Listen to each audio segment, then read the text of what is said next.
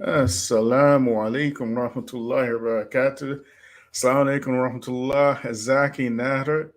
He's already given me a salam already. Alhamdulillah. And he's asking if I get a chance, invite Sheikh Tahir Wyatt. Wallahi, I would love to have Sheikh Tahir Wyatt on it, man. Wallah lazim. But it all depends if he wants to come on, because like I said, like I keep saying, this particular channel, uh, it's hot. You know what I mean? We deal with a lot of hot subjects here. So people might support the channel on, in the background, but they might not want to come on the channel itself because it's just too hot. So we accept that. You know what I mean? And not everybody is is willing to come on a channel like that, and it's fine. It's cool. But we do important work as well, and we don't hold any grudges here. You know what I mean? So, but yeah, if the Sheikh wants to come on, he's more than welcome, inshallah. I love to have him on, so Bismillah, wa salatu wa salam wa rasulullah wa ba'd. In the name of Allah, may the peace and blessings of Allah be upon his last and final messenger. As to what follows, family, friends, foes, haters, and hateettes, welcome back to the Feachaz. I greet you all in peace and love and no hatred in my heart. Assalamu alaikum warahmatullahi wabarakatuh. So, before we begin, I ask you all again to please like, please subscribe, please share, please hit me up on Patreon. Please support the mirror sites, that is the infamous Feachaz on YouTube, and the Feachaz on Library, that's the Feachaz on lbry.com. As you know, we got a lot of haters up in here. This weekend, I keep getting asked about Daniel Hakikachu and what's his face? That dude, man, David Wood. You know what I mean? I keep getting asked this question all over the place, and I don't know if I'll do a video about that, man. But for now, what I want to do is I want to cover this thing that Sheikh Abu Usamah put out today. So make sure you guys share this particular topic. Like, I've been watching a lot of material actually recently from Sheikh Abu Usamah and Sheikh Abdullah Hakim Quick. And Sheikh Abu Usamah, his lectures have been really really incredible lately. They're fire, right? You know what I mean? So he's on a different flex. He's always been like high powered and a very articulate speaker, very well spoken. Gets his point across very well. But recently he's been on fire. You know what I mean? So today I discovered this clip that was put out by one of these Islamic channels. I can't remember which one. Right. And when I listened to it, I said, you know what? Let me do a reaction video to this clip, because this can actually, we can actually bring out a lot of, like a lot of brothers and sisters. They don't really understand what's the deal with Black people, right? They don't get it. You know what I mean? Because they don't really understand the history, and they don't know like all the devilish plots and oppression that we've been, and humiliation we've been through for the last 4+ centuries. So the Sheikh, he was talking to this brother, and what he said resonated with me. You know what I mean? So listen, if you guys can hear me, just hit the like button, please, and please share if y'all can hear me, because I don't know if y'all can hear me, right? But make sure you hit the like button. Make sure you share. We're gonna, do our thing again, and let's get to it. So I want to share this video with y'all, and what I'm going to do is, if you're on Facebook, you won't be able to see it, but you'll be able to hear it. But I want y'all to listen to this, inshallah. Okay, so let me just share it with you. Okay, Jazakallah khair, Abdul Hakim Reese. Okay, so let me just share it with y'all. 1 second, okay. And then we're gonna get real deep as usual. We're gonna get like in some deep stuff, right? So just hold on to your horses, all right?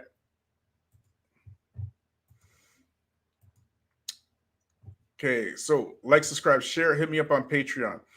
Okay, so this video clip, it just came on my feed this morning, And I listened to it from Sheikh Abu Usamah. And once again, he just like for the last month or 2 months, he's just been blowing my mind with like he's just dropping some science, you know what I mean? And he's just saying like some small things, but it has very powerful meanings. Like he did a lecture a couple of weeks ago. This one right here for Black History Month in UK. Black History Month in UK is different than Black History Month in America. And I wanted to do a reaction for this so badly. He did this on October 11th, but it was so incredibly powerful that I felt shy. Like I just felt embarrassed to follow up with a reaction video to what he was saying. You know what I mean? So I just kind of left it. You know what I mean? But this right here, because it's short and I can actually get into some like the background to what he's talking about, I said, okay, let me do a reaction video to this. So like, subscribe, share, hit me up on Patreon. Let's get into it. And cooperating with Greenlee, giving a khutbah once a month sometimes in my class every Thursday, and just being with these brothers and going to Lebanon and to Syria. While working with them, I came to get to know a young brother. I used to see this young brother around as he was growing up. I thought he was kind of weird, to be honest with you. I would give him salams. I didn't even know if he returned the salams. Mm-hmm.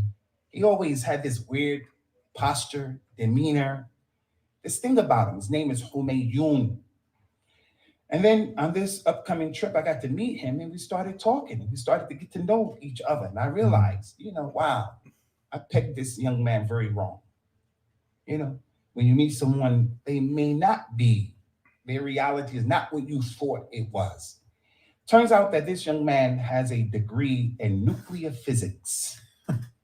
And anytime I hear that, sounds dangerous. Yeah, it blows my head. It blows my mind. Like when I asked you, doctor, your degree is in what? You told me you're a biochemist. Yeah. As an African American who didn't have opportunities to excel academically, when I hear that kind of stuff, on one hand, it makes me like, wow, blown away. I'm proud of you. I'm not a hater. I support that. But on the other hand, I say, subhanallah, and I don't mean that if that's haram, but if we as African Americans have been put in positions like that and opportunities like that, it would have been easy for a lot of us to get degrees and so forth and so on. But the deck is stacked against us. And this is one of the reasons, again, to bring it back to Greenlee. I'm in the business. Okay, so I want to start off with what the Sheikh just said here, right? Because he is just talking like in a very brief, just making like a jot point, like almost like a mute point about a situation that happened with Black people. And a lot of people, when they hear this stuff, they really don't understand what exactly he's talking about. What they see with Black people is they see, perhaps a bunch of hooligans, who are over sexualized and all they want to do is sing and dance and shuck and jive. And, that's what they see. But they don't understand exactly what he's talking about. You understand? And the long history that we have, as particularly in the West, of being intentionally dumbed down, but not just dumbed down, but written in literature that we are genetically inferior and intellectually inferior when it comes to other racial groups.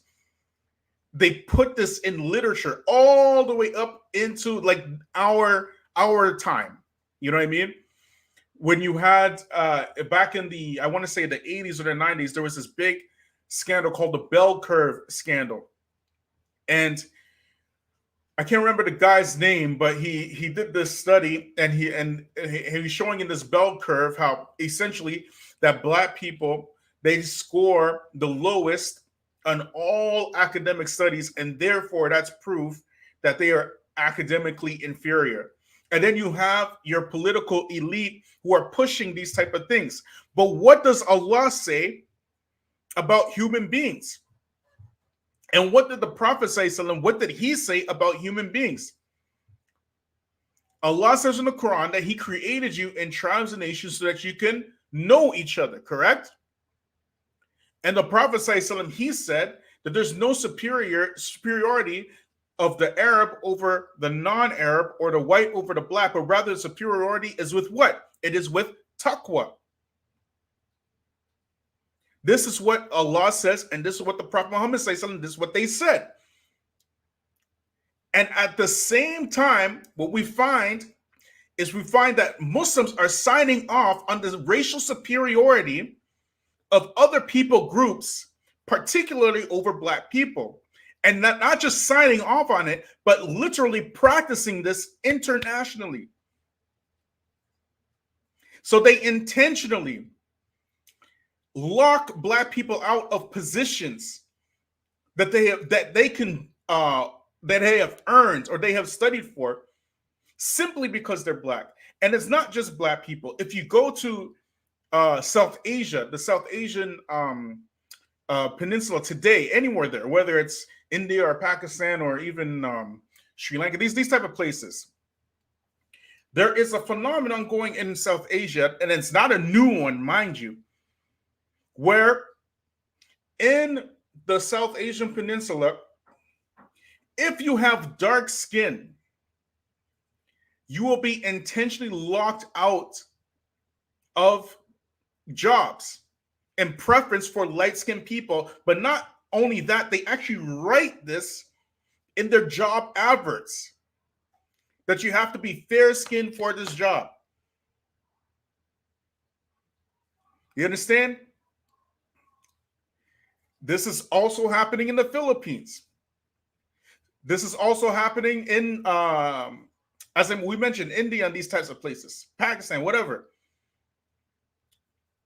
You know, when we were in Saudi, my wife was telling me the stories from her co-workers from Pakistan, how they would have to get skin lightening creams. And then one of these women, she got the laser surgery, right? In order to lighten her skin. And there's pills for it. And they talk about the health problems they get from these pills and these lightening creams and whatnot. So now, in the West, particularly with the African descendants of slavery, we have this history where not only, like growing up, like for me, like for people my age, we know like we didn't have any positive images on television growing up. You know, we were all like the criminals, the first people to get killed in the horror movies. Like, you know what I mean? It was never positive. If you look in Arabia today, in any Arab country, you don't find positive images of Black people. What you find are Arabs playing caricatures of Black people in the most bizarre and like demeaning manners. You understand? This is happening in the Arab countries. I have yet, when I lived in Saudi Arabia for 9 years, I have never, ever seen any collegiate show where there's any Black character, period. Period. Full stop. Y'all hearing me?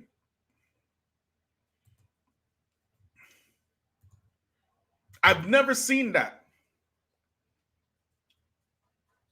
So now the Sheikh, he's talking about a reality where Black people were locked out of opportunities. What do you mean? Do you know, how many of y'all know who Dred Scott is? Just put it in the chat. Yes or no? Yes, I know who Dred Scott is. No, I don't know who Dred Scott is. How many of y'all know who he is? Just put it in the chat, please. Yes or no? Do you know who Dred Scott is? Dred Scott. Just let me know, yes or no. Yes, I know who Dred Scott is. No, I don't know who Dred Scott is. Do y'all know? So Abdul Hakim Risi writes, yes, he knows. Rabia's raising her hand. She knows. Okay, so most of the people on YouTube, they don't know. So Luca doesn't know. Joseph doesn't know. Ahmed doesn't know. Saada doesn't know. I think that's the Somalian spelling, right? Saada is S-U-C-A-A-D-O. Saadu is, I think so. I think it's a Somalian type. So I'm gonna explain to you Dred Scott is. Okay, Dred Scott was born into slavery in 1799. Okay, and he married. He was free. But long story short, he was freed from his slave master, and then he was manumitted, and then he married another freed slave. Okay, right? So this is the long. This is like the short story, so the abbreviated story. Okay. So long story short, he went to court because he was recaptured into slavery, and he was being split up from his family. Okay, long story short. So he took it to the U.S. Supreme Court in, I believe, in 1852, right? And you know what the Supreme Court of America said? Because now he's going to the Supreme Court and saying that, look, he's a freed slave, right? And I'm going to tell you what the Supreme Court judge said to Dred Scott, and it was a landmark case that basically paved the way in how the justice system looks at Black people in the West. Okay. So Dred Scott, he argued that once you are free, you cannot be recaptured into slavery. So once you're free, you're always free.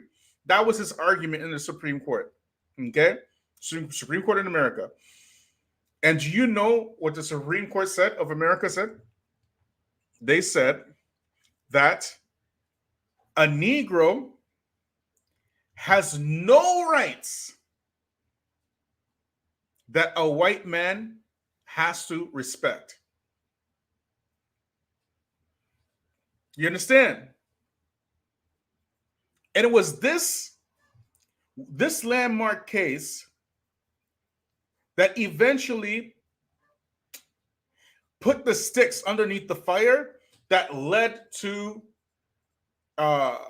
this mass support for the Civil War. You understand? The book called Uncle Tom's Cabin, whatchamacallit, Uncle Willie's Pictures, all of this was just kind of gathering steam. But this was kind of like the first snowball that's going out the hill to build that big boulder to push for the Civil War. Okay? So now, what happens is, slavery, was abolished, okay, for all intents and purposes, right? Mind you, this period during slavery, this 200-year period, 200 plus year period, it was illegal for slaves to read, right? It was illegal for slaves to keep their own religion, 30% of whom were Muslim, mind you. 30% of the slaves coming from Africa were Muslim. It was illegal for them to keep their Islam. They were forced into Christianity by force. They were, given their Black pastors, and their Black pastors, their only job was to teach these slaves that, a better day is coming and love your slave master and all this kind of stuff, right? All the stuff that they pretty much preach today. You know what I mean? Vote Democrats and, turn the other cheek and love your enemies and all that kind of stuff. That's what they were taught. Okay? So now slavery is abolished. Y'all hearing me?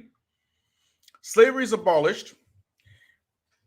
From 1865 to 1877, there's an era during this period which is called Reconstruction. Okay? So, what percentage of slaves do you think were able to read before Reconstruction? Very little to none. Very little to none because it was illegal. The only ones who were allowed to read were the preachers, right? Because they have to read the Bible, right? You know what I mean? And some of the house slaves to tutor the children of the slave masters. And that was it. That was it.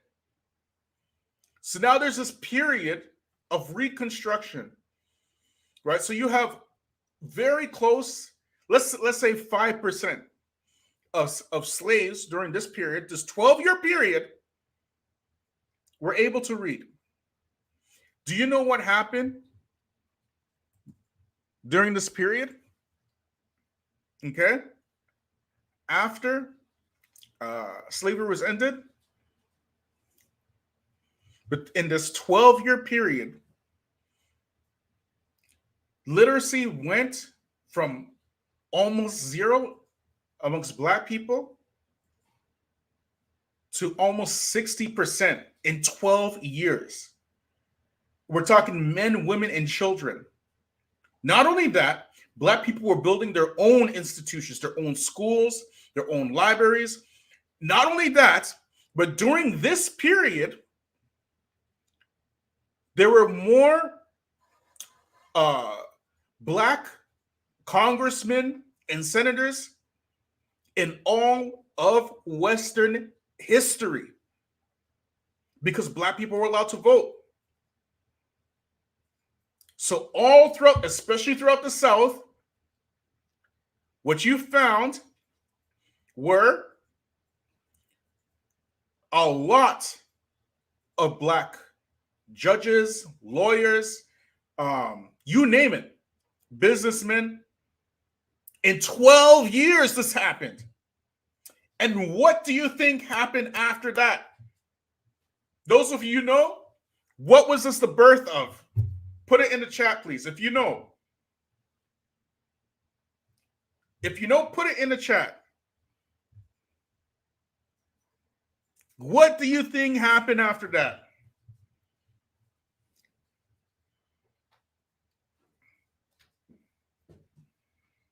You see, sometimes we got to think it's before Jim Crow, something before Jim Crow, but leading into Jim Crow. And it's not far off, actually, Jim Crow. What group was born because of this Reconstruction period? Does anybody know?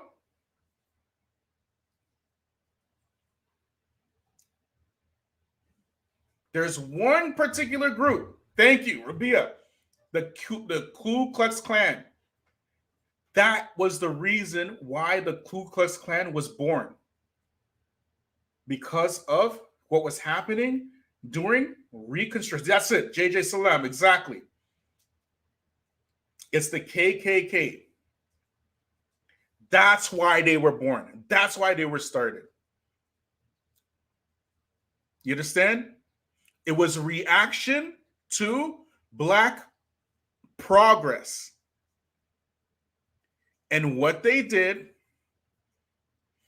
is that they went to different congressional halls and violently took over these political positions, put their own people in, and this is the period where Black votes were being suppressed during the Jim Crow period. You understand? Violently suppressed. Violently suppressed. You're talking about a 12-year period. You want to talk about picking yourselves up by your bootstraps. That's what was happening. Exactly. Black people were thriving too quickly. Now, in 2021, is that the case? Are Black people thriving anywhere quickly? Yes or no? Are Black people thriving anywhere quickly? Obviously not. So the question is, how did we get here? How did we get here? That's the real question. So when the Sheikh, he's talking about how we've been prevented from opportunities, that's just putting it lightly. That's putting it in a nice way to make it palatable for the people to actually digest. Y'all hearing me? However, the reality is far, like, you can't even imagine some of the things. You know, over in the Jim Crow period, yes, the nicest way possible. During the Jim Crow period, this was what's happening. Jim Crow, for those of you who don't know, this was the period after slavery. It's called Jim Crow, right? Jim Crow is basically uh it's a kind of a very diabolical twist on a character in Uncle Tom's Cabin, right? Because his name was Jim Crow, and then they turned this into a minstrel show. A minstrel is somebody who dresses up in blackface in order to make a caricature of out of black people, and this was considered comedy and art back in those days. But now it's something that's considered very blatantly racist. Okay, but back in those days, that's what that's called, the Jim Crow period. So from the numbers that we have is that there were between 4 to 5,000 black people during this period, over a between 75 to 85 year period, that were violently lynched. And when we say lynched, we're talking about what would happen was it would be announced in the papers, okay? It would be a family event. These people will bring their children to these lynchings. And you will find many pictures online where they take, because for them it's like a party. It's like a good old time. You understand? It's like a party. So you'll find all these old photographs with children in these pictures. And what they would do is some black person would get accused of molesting or touching or raping some white woman, okay? This was the typical thing, okay? So they would just accuse a black person, right? And they would grab that black person, they would strip him naked, castrate him, put his genitalia in his mouth, and either hang him, burn him alive, or both. We're talking about 4 to 5,000 black men this was done to. That's the equivalent to one black male once a week for 85 years. Not only that, but you see how the northern cities like New York and LA and Chicago, you know how they have large black populations. You know why these cities have large black populations today? It's because the history of the states was initially a North versus South type thing. And in the South, after the Civil War, what Abraham Lincoln allowed was for the South to keep their own type of Southern laws. You understand? So even though slavery was ended, what you had was an extension of slavery called shareholding. They call this pickaninny, that become picnic today. Yes, exactly. Exactly. So now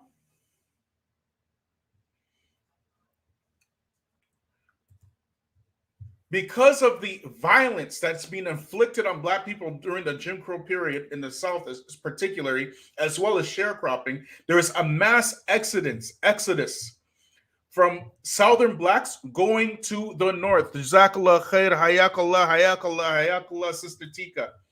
May Allah reward you and multiply it for you 1,000-fold. May Allah give you Jannatul Firdaus and forgive you all your sins. Ameen. Everybody say Ameen for Sister Tika. Ameen.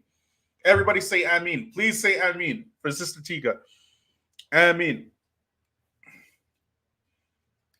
So now, I want y'all to think about this.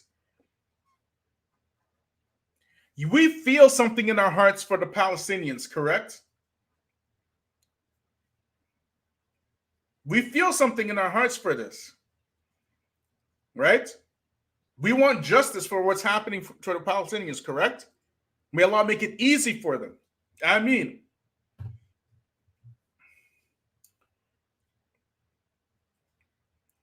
We want Allah to relieve the Palestinians from their humiliation.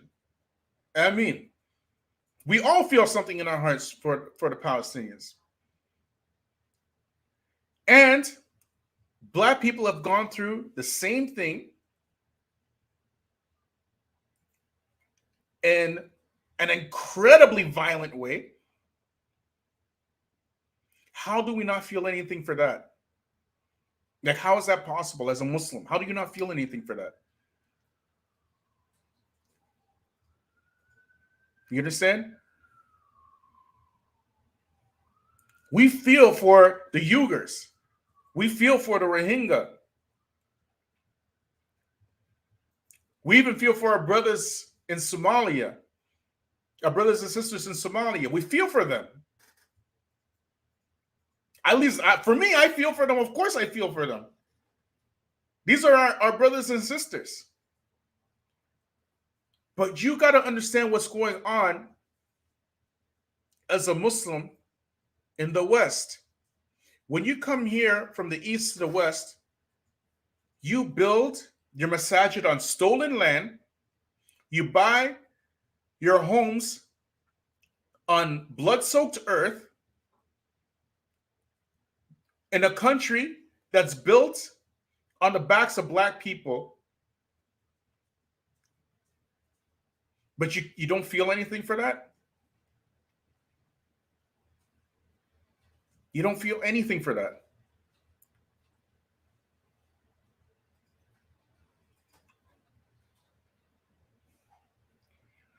When we think about these situations objectively, our eyes begin to open and why we're being humiliated so much.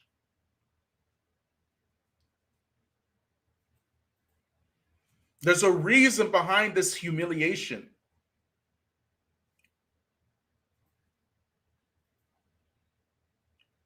And it's because of not our claims to want to follow Islam and follow the Prophet Muhammad sallallahu, and it's not because of that. It's because of our lack of empathy for other human beings.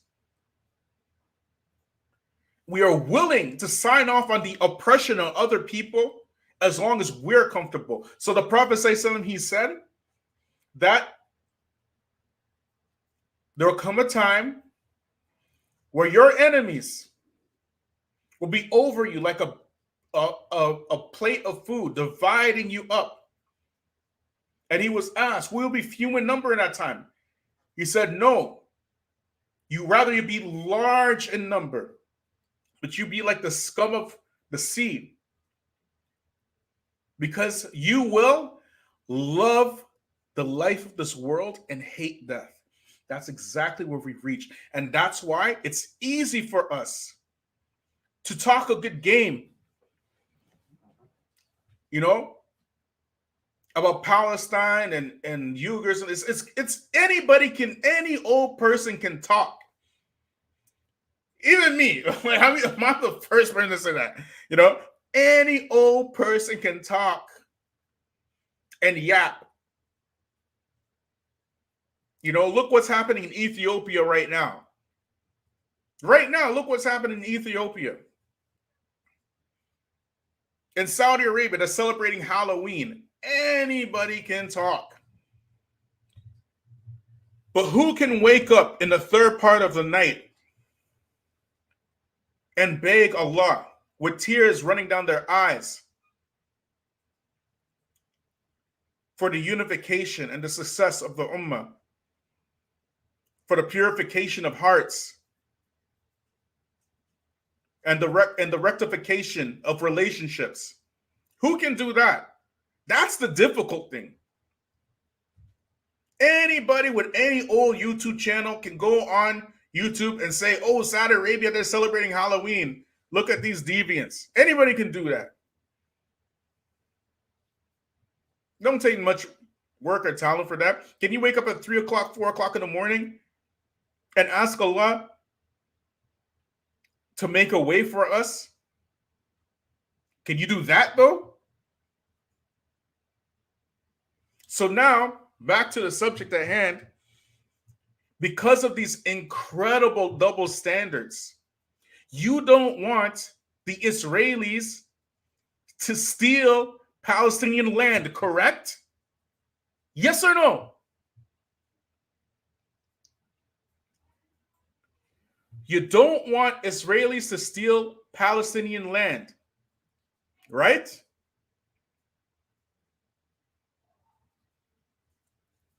But you will build a masjid on stolen land, on roads paved by stolen people, and spit in their face at the same time. And then you wonder why you're being humiliated.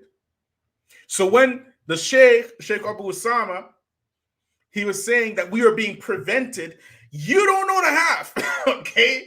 You do not know that. You don't even know the quarter. You don't even know the quarter of a quarter. That's the reality. Like, subscribe, share. Hit me up on Patreon.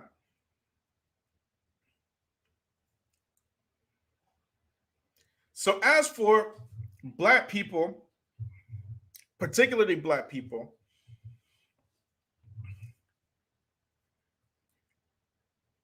who is the number one person we need to be depending on before anybody else? Who is it?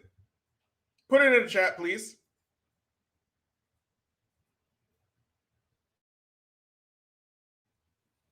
Who do we need to be depending on before anybody else? Put it in the chat, please. Thank you, Nasir. Allah and then ourselves. So the question becomes, if we're depending on Allah first, that's the number one person we need to be depending on. How do we achieve receiving his help? Because our enemies are way more powerful than us. They are much more advanced than us in technology. You understand? They are more educated than us. They have more powerful weapons. They've culled our numbers. And even after all that, they made us think that our oppression and our debauchery is something that's normal. It's normal life. How many of us grew up wanted to be basketball players and rappers, including myself? I wanted to be a rapper when I was younger. And I was quite good at it, actually. You know what I mean? But that's how we see ourselves. We can't see ourselves in anything else other than in sports or in entertainment. Who made you like that? Did Allah order you to be like that? So if we're going to attain Allah's favor so that we can get out of this condition, what is the number one thing we need to do? Got the tats still. Yeah. I'm sure you do. What is the number one thing we need to do if you want to achieve Allah's favor? What does he say in the Quran so many times? First, you have to amanu wa amulu salihah, right? First, you have to believe, and then you have to do the good, righteous deeds. But believe what? Believe in Allah any old way that we want to? Or should we humble ourselves enough to figure out and find the truth and follow that, even no matter how much we don't like the truth? We're going to follow the truth. See, sometimes somebody will tell you the truth. You understand? They'll tell you the truth, but either they tell you the truth in a manner that is like condescending and insulting, and you won't accept it because of your own pride. But what's worse than that is somebody tells you the truth in a matter that you should accept it, and you don't accept it because of your own pride.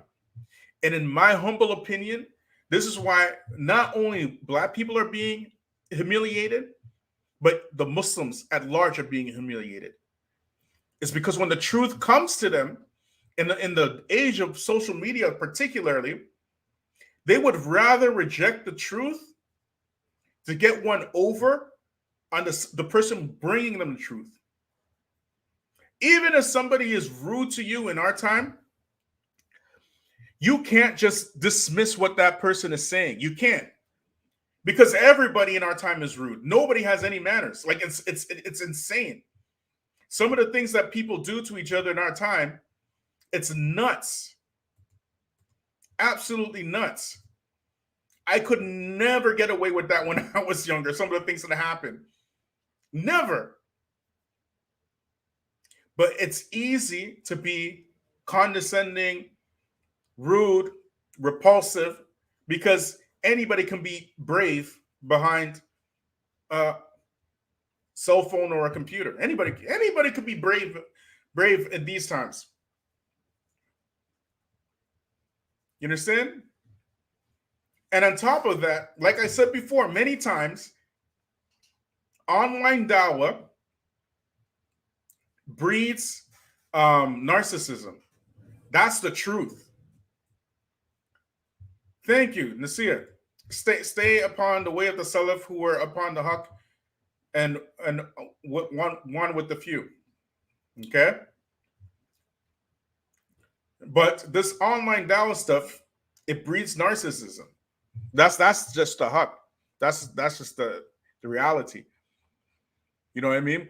The majority of your online da'is, have massive egos. So for me, I always advise the people to listen to the old scholars, the ones who have passed away, particularly the ones who have passed away, because you know what they died on.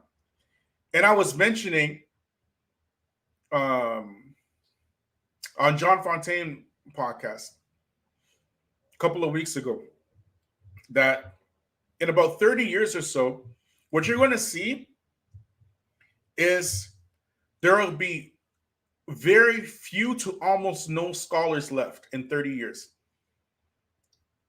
And I explained why. And I'm going to ask you guys a question. Why do you say such a bold statement, Bilal? Let me ask you guys a question. When you guys want to get Islamic knowledge, where's the first place you go? Put it in the chat.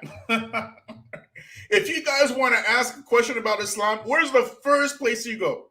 Just put it in the chat. Don't be shy, y'all. Just put it in. You got a question about Islam? Where do you go first? Put it in the chat, please.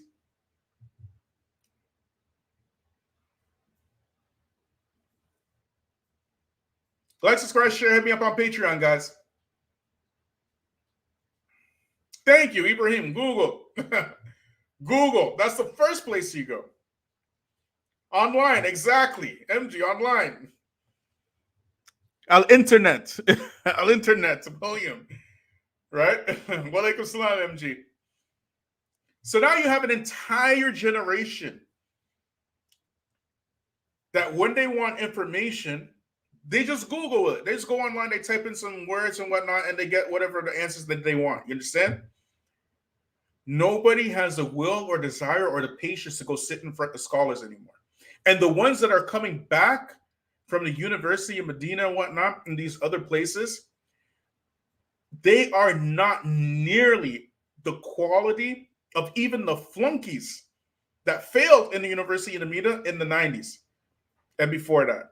Not even close. So the natural progression is, as less and less people have the will and the desire and the attention span to even study anymore, as these scholars get older and older, they're going to have less and less students, correct? And as they get less and less students, they'll start passing away one by one by one by one until there are no scholars left. And the Prophet ﷺ said that he will not remove knowledge just for removing knowledge from the hearts of the people, but rather he will move knowledge from the earth by causing the death of the scholars. Prophecy for the Prophet Muhammad ﷺ. He will cause the people of the knowledge to die. And then you will see ignorant, the ignorant ones who put themselves forward and they lead themselves astray and they lead others astray. And we already have this phenomenon, the second part of the phenomenon, that exists online today. Very few people listen to real ulama online. It's very, very few. It's so few. People in this generation coming up, they want to hear the train wreck. You understand? They want the debate. They want the drama. That's what they pay attention to. And then they go into their circles, whether in WhatsApp or Facebook or whatever it is, and then they start talking about the train wreck that they just saw online. You understand? So people like Daniel Hikikachu and David Wood will get thousands of views. Thousands. Excuse me. Thousands from all over the world. Meanwhile, people like Sheikh Abdul Razak Badr, maybe a few hundred, maybe 1,000 views here and there. Sheikh Ukasha Kamini, maybe a few thousand views here and there. The ones that are actually giving you Islamic knowledge. Because you're watching these social media platforms for two things. You either want to be entertained or you want some information, but you don't want actual education. You feel me? You do not want actual education. So when the Sheikh Abu Usamah said that we've been prevented, he's talking about, for Black people, he's talking about the actual physical preventing of Black people from actually getting anything that resembles knowledge. You feel me? He's talking about that. But however, because Allah has blessed so many billions of Muslims with the truth, and instead of acting upon that truth and calling the people to it, now you are seeing the fruit of your inaction, where the thing that you used to, look down at Black folk for, now you are falling into it and you don't even see it. You can't even see it. You are being prevented from knowledge now by your own hands, by your own devices, and you can't even see it. You see the importance of spreading Islam to the oppressed now? The Prophet Muhammad ﷺ, he went to the poor, he went to the downtrodden, he went to the oppressed. He bragged that I am the one that was sent to both the black and the white. He was proud of that. But if you look at your for example, your Islamic TV programs like Peace TV, for example, who do they pander to? I ain't afraid to say it. I'm not afraid to say it.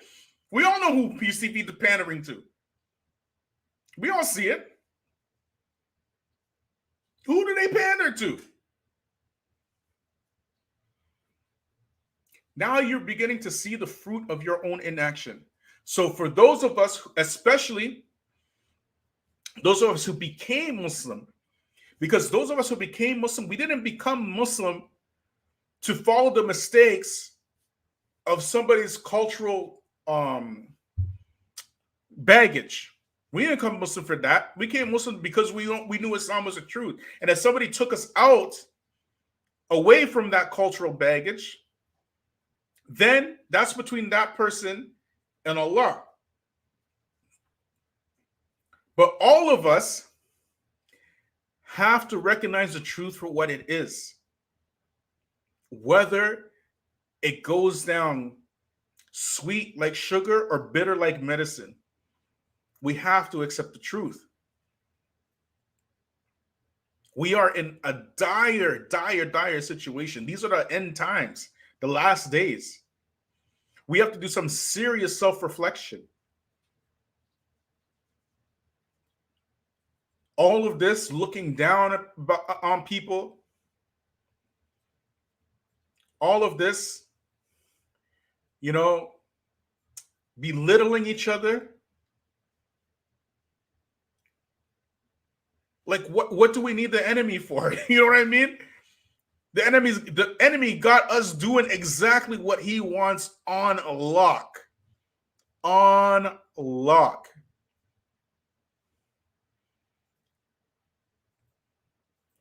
Anyways, I'm going to put the link for anybody who wants to join me now. I would love for you guys to come in and chat with me and just let me know what your thoughts about this is. Right? But again, the whole point, yes,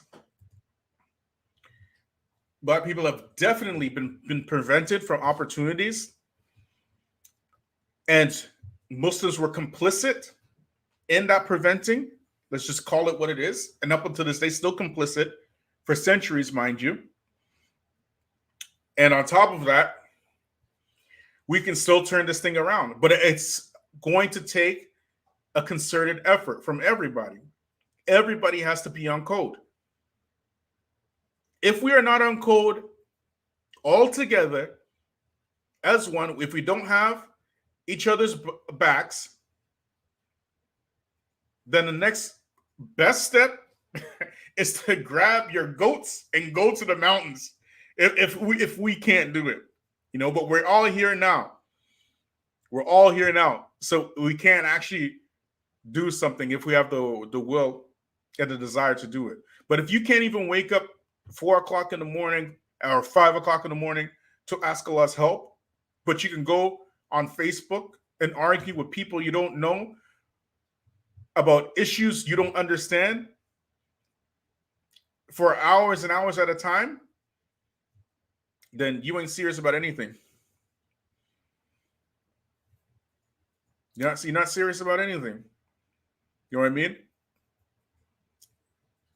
So like, subscribe, share, hit me up on Patreon. Let's get some of these comments. Let's go here. Assalamu alaikum wa rahmatullahi wa barakatuh. Wa alaikum assalam wa rahmatullahi wa barakatuh. Voice of Jah. Voice of Islam, John. This is a strong point. We are addicted to the drama and entertainment. That's exactly what it is. That's exactly what it is. There's a difference between dopamine and serotonin.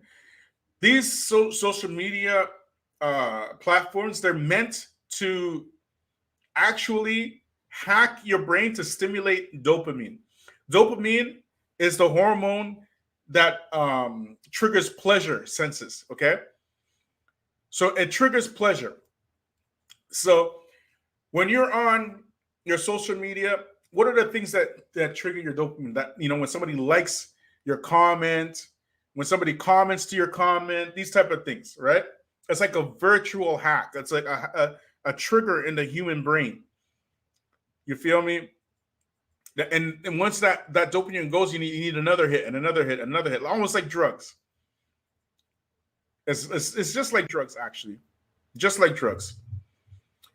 You know what I mean? So now,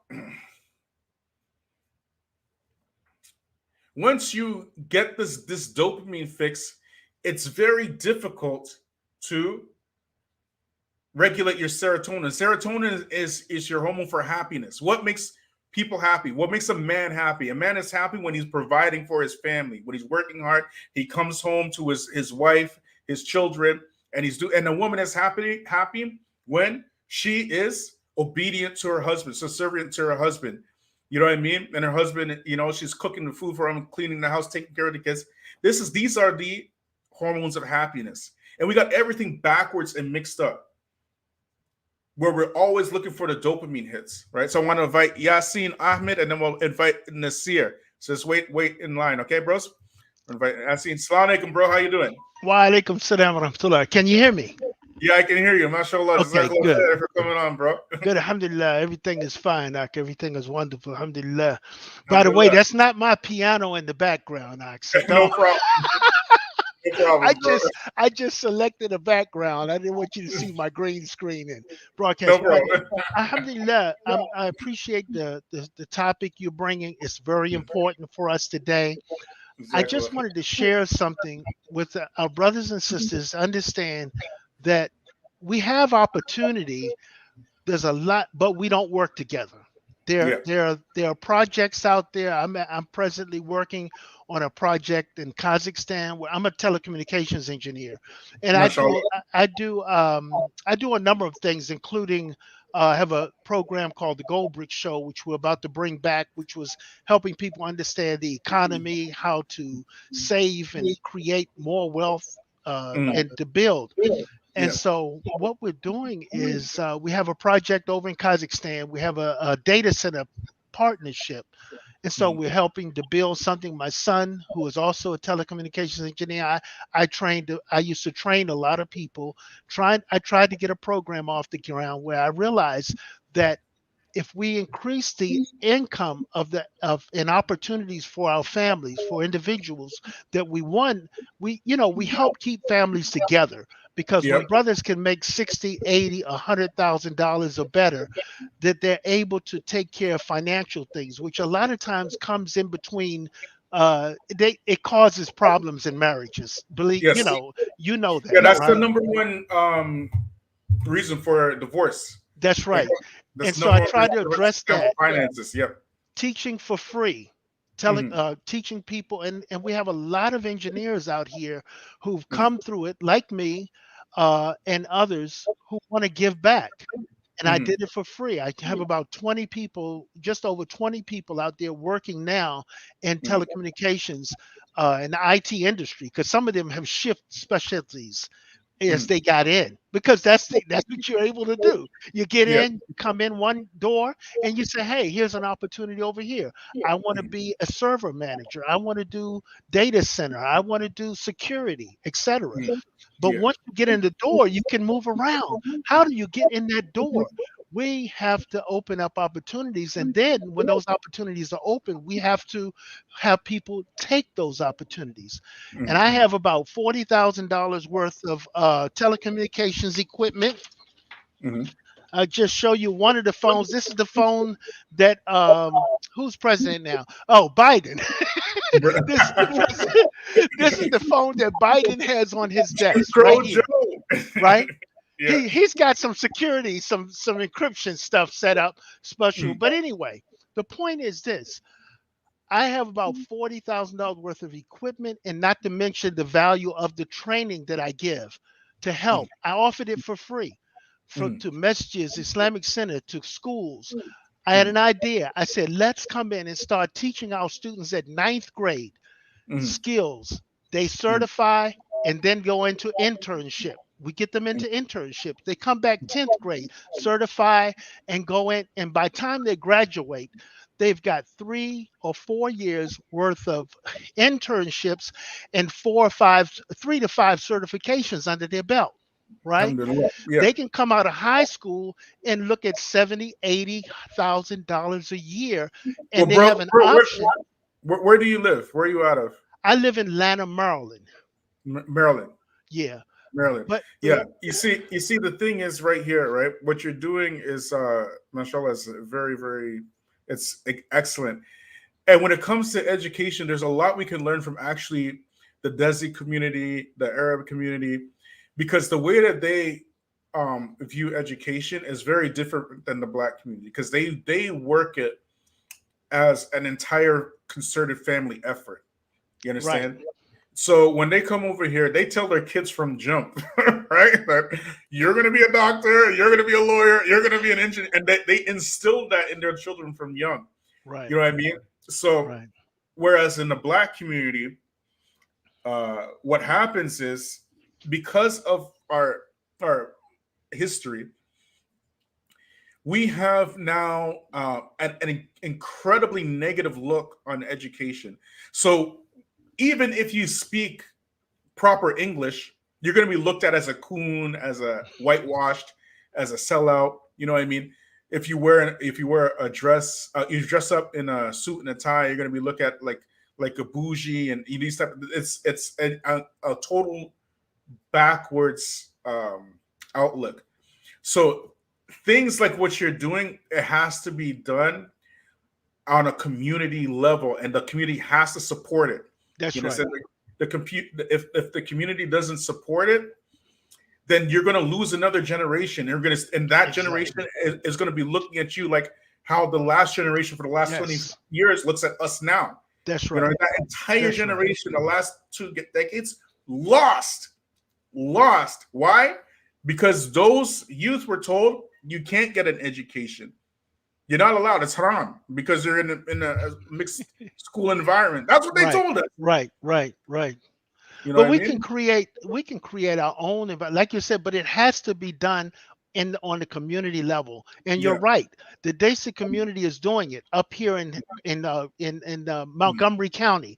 They do these courses every year. I tried to, you got to break in, but I realized something, that we African Americans, Muslims, have to do it for ourselves, and then we'll get the respect. And because otherwise, and believe me, I tried to break into those opportunities to give us let us all work together, because we're doing the same thing. But I told the brother, I said, look, our children and your children, we're part of one ummah, so we have to work together. But unfortunately, you know, with all fairness, I have to be really fair here. There are quite a few Desis and Arabs that are willing to work with the Black community. Let's just be real. You're right. That's the honest truth, right? That's true. It's some of the young ones. My son, some of his best friends. Now he's a telecommunications engineer. He works on, he's been doing it since he was 18. Stepped right out of high school into a $53,000 a year job. He's 26 now. But some of his best friends are from that. They hang out. And you're right. And that's how we know. And I agree with what you're saying. That barrier doesn't exist. Let's say horizontal, horizontally, it doesn't exist that way. But getting in there, we have to have something that we're doing ourselves besides having a masjid, which we have a few. But we have to have other activities and training and bring the resources through that masjid to help our community financially. And that's what we're looking at trying to do now. I'm still working on that. And what I was going to say with the one of the stumbling blocks for the Black community is that even though there are people that are willing to help, right, particularly in the Black community, even other communities, they're willing to work with us. There's always this issue all the time, and it keeps coming up over and over again with infiltration. And somebody will come and kibosh the whole thing. He's a Ash'ari, he's a Sufi, he listens to, I don't know, Abul Hassan al-Marabi, and the whole thing will get trashed over dogma. And that's why the mindset of the brothers and the sisters has to be completely switched around, that we're going to say, look, we're making ta'awun ala birri wa taqwa. That's So- it. We're Yeah. making ta'awun ala birri wa taqwa. Ta'awun We ala are birri wa following the methodology of the Salaf. The Salaf, they weren't concerned with the stuff that you're concerned about. I'm sorry. There's no historical context for what you're talking about right now. Right? When the Salaf were conquering other lands, they would take whatever good they would get from the culture of those people and implement it in the Muslim community. That's how we got the number 0. The number 0 came from where? Mhm. It came from Sanskrit in India. In You India, know what I'm that's saying? right. And the Muslims, they got that and they implemented in their sciences, you know, even though translating Greek philosophy and stuff like that kind of caused a lot of, let's be real, it caused a lot of harm, in the Muslim. Right. However, Yeah. what we got out of that was we got balaga, okay, we got the ability to debate, and critical thinking and these type of things, you know what I mean, and different types of sciences. You understand? So this is how Well, we learn from those lessons because something we have to check what comes through the door because, like you said, there were some things that came in. That's the whole point, and that's the mistake that we made, and once we addressed that mistake, because Salafi was spreading in the 90s, it was growing like wildfire, and then what happened? What always happens in the Black community? Infiltration, and that whole thing got kiboshed in the mid 2000s. Let me say this before I have to go, but what I'm finding is that my son spent about 3 months in Kazakhstan with our project, bringing it on board. I spent a little time there. I plan on going back. I like it there. The people were very warm and welcoming there. Opportunity is great there. Also, we're working on a project now. We're just discussing Tanzania. Project in Tanzania. Tanzania is moving their capital. And that's going to create a lot of opportunities. So there are a couple of things going on there. So the point is that we have to have the infrastructure or at least the organization back here so that we can bring, like we did in Kazakhstan. I have 4 other engineers that we teamed up and we went there to work with the brother who's there, brother Farouk Hunter, who's there. And he's been there for going on 3 years now, I think. And he's built some serious connections and he's opening doors, an opportunity for us because the people have a lot of opportunity. They're looking, they're growing. They're building masajid, which is beautiful. They're trying to reattach back to their Islamic history, their roots after 70, 80 years of communism. Right. And so they're very warm. They love us there. You would think I was like Denzel Washington or something. They want to take selfies of going through the mall and people are open, just very warm. So the world is welcoming. The world actually, and I heard this from brothers who traveled throughout Asia in different countries. They said the same thing. That people come out running out of their business. Hey, and they meet her. They want them. They want to hook up. What are you doing? And what are y'all doing? Why aren't you here? Kind of thing. So we have to work together. And again, before I go, I want to I've been watching you for it seems like a couple of months now, different programs. And I appreciate what you're doing. I think it's good work. Somebody's got to do it. And I'd love also for us to hook up and see what we can do together, how we can combine or cooperate. No problem, bro. My email, I have it on my YouTube as well as the Feachaz at gmail.com. Email me anytime. All right. Anybody knows me, like everybody knows I'm just like. And where are you, by the way? I'm in Ottawa, Canada. Ottawa, mashallah. Okay. Thank you.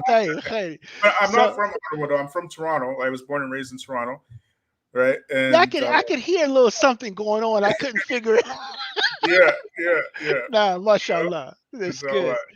Yeah. So let's be in touch. I'll definitely reach out. We got a lot of work to do, bro. We got so much we have a lot. That's right. Yeah, exactly. You know what I mean?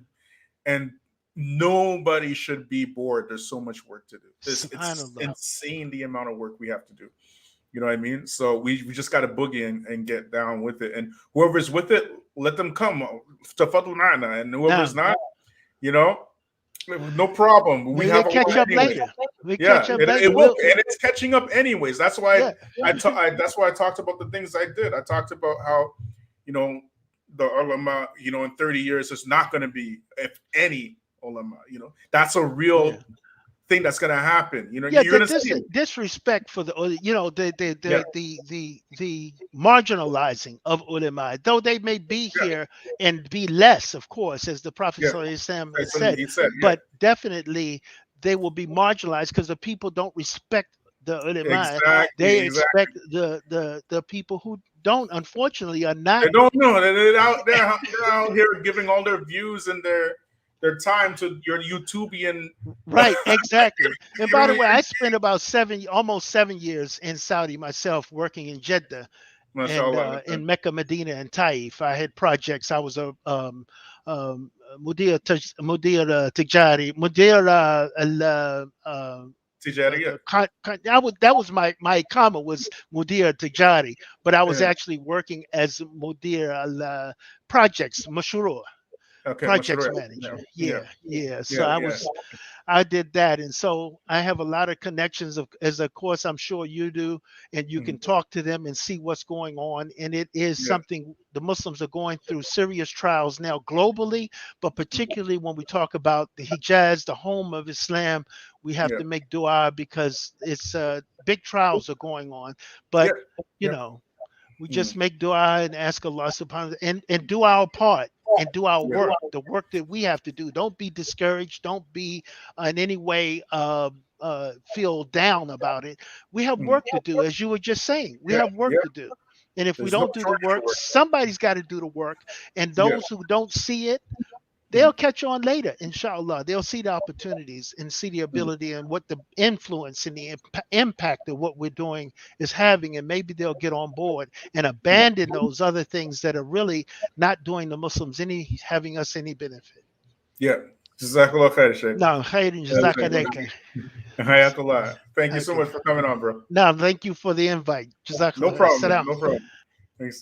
So I left the link for anybody else who wants to come on. You guys, don't forget to hook me up with some super stickers, guys. Come on, you know this is work. You know this is work, bro. So we got I think where'd the brother go? Nasir. He wanted to come on, right? You can come back on, bro, if you see the link there. Come back on, right? I think CL Edwards is in the house too. If you want to hop on, CL, right? So, anyways, the point is that. What the Sheikh said, what Sheikh Abu Usamah said, again, it's so true on so many different levels. The brother just mentioned Joe Biden. You know, in 1975, during the tail end of the civil rights movement, and segregation was now being implemented. It was Joe Biden, your U.S. president, who fought against busing for black children to go to suburban white schools. He fought against that. You understand? He's your president today. Why did he do that? Again, because of this mass social engineering. During the times of segregation, literacy was over 80% in the black community. 80%. Now, I think it's like, I can't remember it's a large percentage of black men, particularly black males, are reading at a 4th grade level. And you can see it on Facebook. You can see it on all over the place. It's insane. It's insanity. So what we as black people got to do, again, we got to stop asking if you asking your enemy for education and reparations and whatever and all this kind of, you know you're in bad shape. Ask Allah.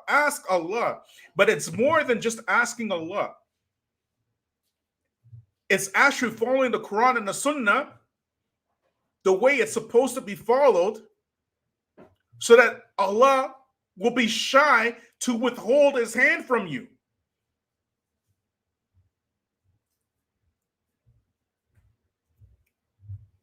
Once you have Allah as your friend, who can be your enemy? That's what it's about. But we want to trash each other for dogma, and then wonder why we're still habitually and continuously being humiliated.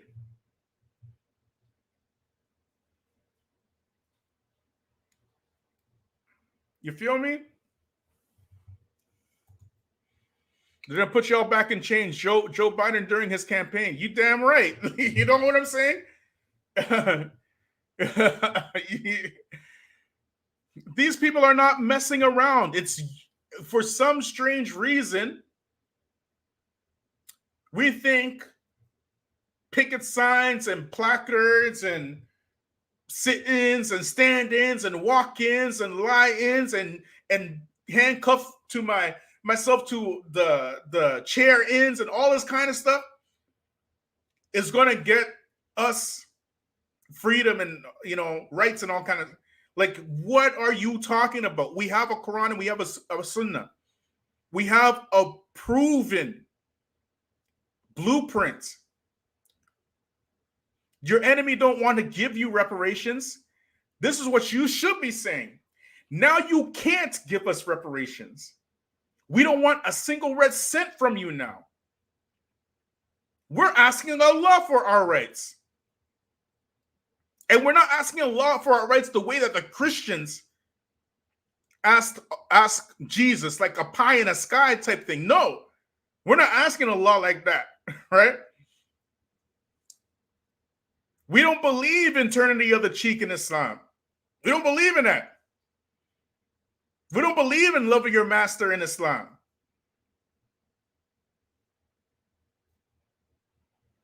What did the Prophet Muhammad ﷺ and the Sahaba have to go through to be successful? We are ready for that. We are ready to lose our lives, our limbs, our food, our comfort, our children, in order to be successful over you. That's what we're saying. And there's nothing you can do about it. Not your weaponry, not your technology, not your knowledge, not your infiltration, nothing. That's what we have to say. But it's not just talking. Ya ikhwan wa akhwat. It's not just speak. There's action behind it. Amanu, first you believe, wa amilu salihah. You have to do the righteous actions. Then Allah will help you. What is the righteousness? Where's the righteousness in blasting other Muslims for dogma? Where's the righteousness in that? Meanwhile, you're catching all this hell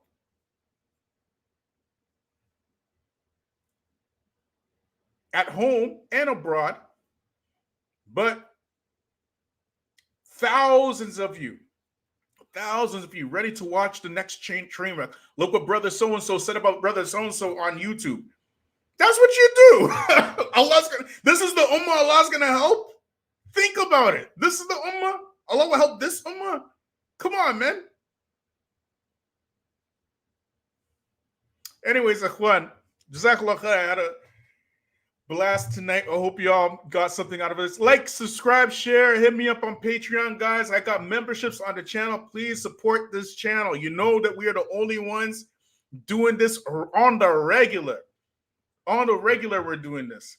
I got a shout out to brother Dr. Abdul Haq Baker and Dr. Carla Green, who've got the doctor's lab, who are also getting into it. I got also who else? Shout out, of course, Sheikh Abu Usamah, who is representing very, very lovely and powerfully. Got a shout out to Dr. Abdul Hakim Quick. You know, again, a legend in the Dawah. You know, I've been listening to a lot of Sheikh Abu Usamah and Dr. Abdul Hakim Quick. A lot. It's coming and it's in the mail, inshallah. It's in the mail. My newest Patreon, Hayakallah Abdullah, so Jazakallah khair, Hayakallah Sheikh. Thank you so much. It's in the mail, inshallah. Right? So support the channel, guys. Subhanakallah bihamdik wa shadu la ant wa astaghfiruka wa atubu ilayk.